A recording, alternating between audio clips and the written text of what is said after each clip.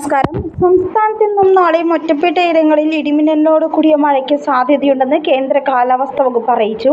അടുത്ത 3 മണിക്കൂറിൽ കേരളത്തിലെ എറണാകുളം, തൃശൂർ ജില്ലകളിൽ ഒറ്റപ്പെട്ട ഇടങ്ങളിൽ ഇടിമിന്നലോട് കൂടിയ നേരിയതോ മിതമായതോ ആയ മഴയ്ക്കും മണിക്കൂറിൽ 40 കിലോമീറ്റർ വരെ വേഗതയിൽ വീശിയേക്കാവുന്ന ശക്തമായ കാറ്റിനും സാധ്യതയുണ്ടെന്ന് കേന്ദ്ര കാലാവസ്ഥാ വകുപ്പ് വ്യക്തമാക്കി. നേരത്തെ ഇന്ന് കേരളത്തിൽ 10 ജില്ലകളിൽ ഒറ്റപ്പെട്ടയിടങ്ങളിൽ ഇടിമിന്നലോട് കൂടിയ മഴയ്ക്ക് സാധ്യതയുണ്ടെന്നും കേന്ദ്ര കാലാവസ്ഥാ വകുപ്പ് അറിയിച്ചിരുന്നു. കണ്ണൂരും കാസർഗോഡും ഒഴികെയുള്ള ജില്ലകളിലാണ് മഴ പ്രവചിച്ചിട്ടുള്ളത്.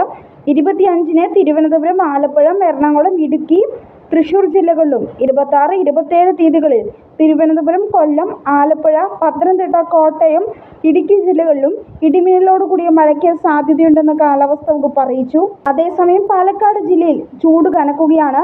പാലക്കാട് ജില്ലയിലെ വിവിധ പ്രദേശങ്ങളിൽ 2024 ഏപ്രിൽ 26 വരെ ഉഷ്ണതരംഗ സാഹചര്യം നിലനിൽക്കുമെന്ന് കേന്ദ്ര കാലാവസ്ഥാ വകുപ്പ് അറിയിച്ചു.